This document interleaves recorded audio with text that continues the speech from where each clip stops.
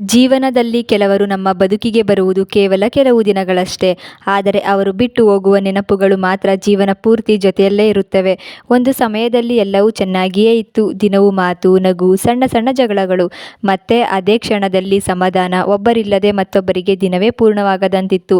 ಆದರೆ ಕಾಲ ಯಾವಾಗಲೂ ಒಂದೇ ರೀತಿ ಇರುವುದಿಲ್ಲ. ಕೆಲವೊಮ್ಮೆ ಪರಿಸ್ಥಿತಿಗಳು ಬದಲಾಗುತ್ತವೆ. ಕೆಲವೊಮ್ಮೆ ಜನರು ಬದಲಾಗುತ್ತಾರೆ. ಮತ್ತೆ ಕೆಲವೊಮ್ಮೆ ಪ್ರೀತಿಯೇ ಇದ್ದರೂ ದೂರವಾಗಬೇಕಾದ ಸಂದರ್ಭಗಳು ಬರುತ್ತವೆ. ಒಂದು ದಿನ ಮಾತನಾಡುವುದು ಕಡಿಮೆ ಆಯಿತು.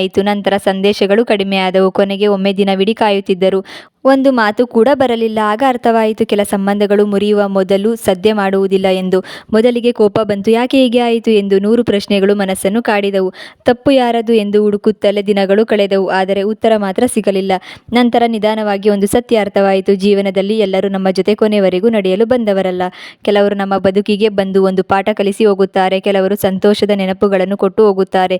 ಇನ್ನು ಕೆಲವರು ನೋವಿನ ಮೂಲಕ ನಮ್ಮನ್ನು ಬಲಿಷ್ಠರನ್ನಾಗಿ ಮಾಡಿ ಹೋಗುತ್ತಾರೆ. ಇಂದು ಆ ದಿನಗಳು ನೆನಪಿಸಿಕೊಂಡಾಗ ಬೇಸರಕ್ಕಿಂತ ಕೃತಜ್ಞತೆಯೇ ಹೆಚ್ಚು. ಯಾಕೆಂದರೆ ಆ ಸಂಬಂಧ ಇರಲಿಲ್ಲ ಅಂದರೆ ಜೀವನದ ಹಲವು ಅರ್ಥಗಳು ಗೊತ್ತಾಗುತ್ತಿರಲಿಲ್ಲ.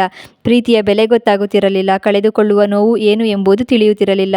ಕೆಲವೊಮ್ಮೆ ಇನ್ನೂ ಹಳೆಯ ನೆನಪುಗಳು ಮನಸ್ಸಿಗೆ ಬರುತ್ತವೆ. ಒಟ್ಟಿಗೆ ಕಳೆದ ಕ್ಷಣಗಳು, ಮಾತನಾಡಿದ ಮಾತುಗಳು, ಕೊಟ್ಟ ಭರವಸೆಗಳು ಎಲ್ಲವೂ ಕಣ್ಣ ಮುಂದೆ ಹಾದು ಹೋಗುತ್ತವೆ. ಆದರೆ ಈಗ ಆ ನೆನಪುಗಳು ಕಣ್ಣೀರನ್ನು ತರಲ್ಲ. ಬದಲಿಗೆ ಒಂದು ನಗು ಮೂಡಿಸುತ್ತವೆ. ಯಾಕೆಂದರೆ ಜೀವನ ಮುಂದೆ ಸಾಗಬೇಕು. ಹಳೆಯ ನೆನಪುಗಳನ್ನು ಹಿಡಿದುಕೊಂಡು ನಿಲ್ಲುವುದಕ್ಕಿಂತ ಅವುಗಳನ್ನು ಗೌರವದಿಂದ ಮನಸ್ಸಿನಲ್ಲಿ ಇಟ್ಟುಕೊಂಡು ಮುಂದಿನ ಹೆಜ್ಜೆ ಇಡುವುದೇ ಮುಖ್ಯ. ಇಂದು ಯಾರು ನಮ್ಮ ಜೊತೆ ಇಲ್ಲವೋ ಅವರು ಎಲ್ಲಿದ್ದರೂ ಚೆನ್ನಾಗಿರಲಿ ಎಂಬ ಆರೈಕೆ ಮಾತ್ರ ಉಳಿದಿದೆ. ಕೆಲ ಸಂಬಂಧಗಳು ಒಂದಾಗುವುದಕ್ಕಿಂತ ಒಳ್ಳೆಯ ನೆನಪಾಗಿ ಉಳಿಯುವುದೇ ಸುಂದರ.